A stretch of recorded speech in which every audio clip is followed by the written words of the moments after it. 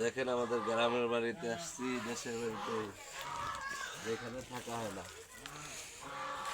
আর আপনাদের একটা জিনিস দেখাবো, সেটা হলো এই সেই কল। অনেকের হয়তো চিনা নাই এটা, অনেকে হয়তো বা চিনেন না, অনেকে চিনেন। সেই ছোট্টবেলায় আব্বা এই কলটা স্থাপন করেছিল আমাদের বাড়িতে। সেই সময় এই কলটাকে তারাপাম কল বলা হয়। তারাপাম এখনো নষ্ট হয় না। সে সময় এই কলের পানি দিয়ে পুরো এলাকার মানুষ চলতো। শুধু পাড়া বললে ভুল হবে, প্রায় গ্রামের সব মানুষই চৈত্র মাসে আসতো আমাদের বাড়িতে এই কলের পানি নিয়ে গোসল এবং খাওয়া জন্য।